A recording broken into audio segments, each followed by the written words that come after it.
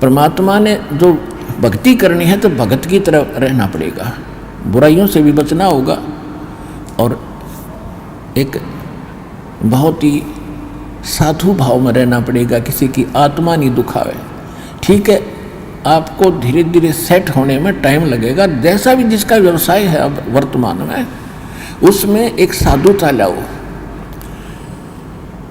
जैसे कोई मजदूर है, सेवा कर रहा है किसी के और भगत हो गया तो वो तन मन धन से सेवा करे उस मालिक के उसमें, क्योंकि वहाँ से उसने रोटी मिल रही है। और फिर परमात्मा ऐसी प्रेरणा करेगा उस मालिक के अंदर, देख भगत आदमी होते ऐसा हो भाई, कोई चीज़ पड़ी रहो घर में उसके लिए मिट्टी समझे, चाहे पैसा हो चाहे सोना हो कुछ भी हो, अपनी मिली हुई 2 रोटी यानी 2 जो दिहाड़ी मिलती है उसमें संतोष सब्र करके देखा कितनी इज्जत बनेगी उसकी और कितनी विनम्रता और उसके प्रति सद्भावना और उसका आदर बनेगा उस मालिक के हृदय में। इसी प्रकार अगर आप मालिक हैं, भगत हैं, आपके यहाँ कोई सेवादार सेवा करता है, उनको अपने बच्चों की तरह समझाए, उनको भगवान के बच्चे समझाए। वो बालक सेवा कर रहे हैं, भगवान के बच्चे हैं, उनको प्यार दे और उनके साथ कोई ऐसा गलत बर्ताव नहीं करे।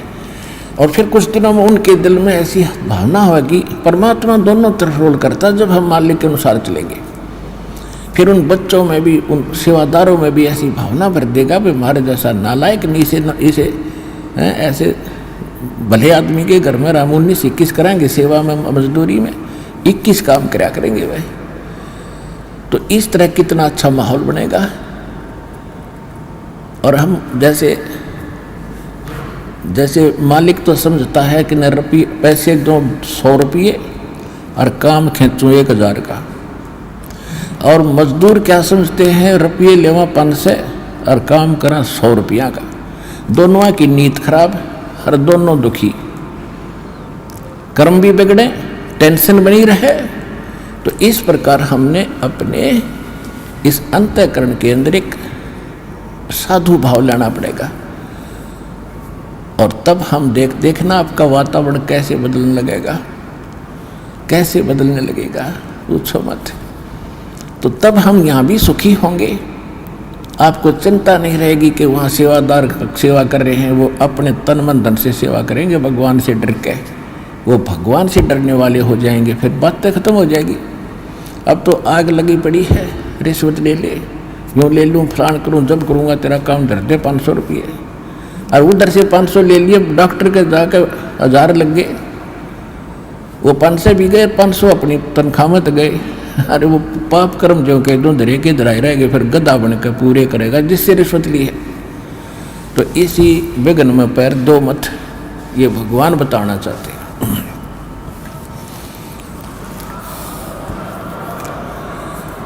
और जब आपको ये ज्ञान होगा ना, जहर दिखाई देगा आपको, और जब आप नेक नीति से चलोगे तो पूछो मत। अब दास बहुत देखता है, एक छोटा सा बच्चा ने बोला जी 55 रुपये पाए मैंने पड़े, वो घर पे ले आया, घर वाले बोले ना बेटा हमने नीचे धर दे, अपना दान पात्र में डाल दिए, इस वजह हम नहीं खाएंगे। अब देख जिसके गिरे थे उसको पुण्य हुआ, यहाँ पर भंडारे में लग गए, और वैसे उस पर चौनी खर्च हो रही थी कि उसने विधि का पता नहीं, और वैसे कोई और मिल जाता उसने जाते कह घुट्टी लाओ उसके 55 रुपये की, या कितने मांस मिट्टी खाओ उसको और पाप लगाओ। तो इस प्रकार हमारी नीत साबित होगी, भगवान खुश होगा, और जब भगवान खुश होगा तो फिर कमी नहीं रहेगी। हमने परमात्मा को प्रसन्न करना है, और परमात्मा प्रसन्न होगा तो फिर कमी किस चीज की, फिर तो क्या बताते हैं परमात्मा, साईं इतना दीजियो जामे कुटुम समावे, हम भी भूखे न रहे अतिथि न भूखो जावे। इससे अधिक मांगना इस काल की जेल में हमारी महामूर्खता है कि इतना ही मांग लो बस तुम, इसमें सब कुछ मिलेगा, क्योंकि ये कलयुग है और कलयुग में मशीनरी जरूरी होगी, तो आप इतना ही मांगो जा में कुटुंब समावे, यानी रिक्वायरमेंट ऑफ द फैमिली, परिवार की आवश्यकताएं ये है जा में कुटुंब समावे, और हम भी भूखे ना रहें और अतिथि न भूखा जाए। फिर देगा आपको, और फिर रहो मालिक के वचनानुसार चलो। फिर कैसे, जैसे परमात्मा कहते हैं, चिड़ी चोंच भर ले गई नदी न घट्यो नीर, दान दिए धन घटे नहीं, यूं कह रहे साहिब कबीर। परमात्मा अपना साइन कर रहे हैं इस वाणी को बोल करके, कह रहे साहिब कबीर कि दान करने से धन नहीं घटेगा, ये नियम है ईश्वर का, परमेश्वर का। और दान सुपात्र को करे, गुरु बिन माला फेरते, गुरु बिन देते दान, गुरु बिन दोनों निष्फल हैं, चाहे पूछो वेद पुराण। देते को हर देत है, जहां तहां से आण, अण देवा मांगत फिरो, फिर साहिब सुने ना कान। अब परमात्मा ने एक भूमिका करके दिखाई हमारे को कि साईं इतना दीजियो जिसमें कुटुंब समावे। एक धानक, एक जुलाहा, सुबह से लेकर शाम तक एक बारीक बारीक तार इकट्ठे करके धागे और कपड़ा बुनता है। एक दिन में मुश्किल से भी 5 फुट 10 फुट बना पाता है, 5 फुट 4 फुट, और बहुत लंबा सैकड़ों फुट का तार वो थान बनाना पड़ता है, ताना बनाते थे। वो हफ्ते में पूरा होता।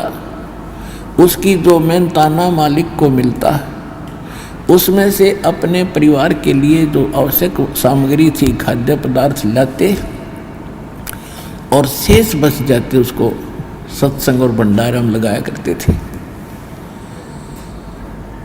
इस प्रकार परमात्मा हमें उदाहरण देते हैं कि इस लोक में आप भगवान की भक्ति अवश्य करो, पूर्ण संत से प्राप्त करके, फिर परमात्मा एक्शन में आवेगा। और वैसे आप ये फार्मूले अपनाओगे तो सफल नहीं हो पाओगे, क्योंकि फिर आपके साथ काल रहेगा, ये मन है, और केवल वर्क डन मिलेगा आपको। यहाँ वर्क से भी अलग मिलेगा आपको, किस्मत से भी न्यारा देगा परमात्मा, क्योंकि हम परमात्मा से कुछ और मांग ही नहीं रहे, इतना ही मांगते कि हमारी भक्ति बनी रहे और हमें कोई आवश्यक वस्तु का अभाव ना हो, बस इतना सा।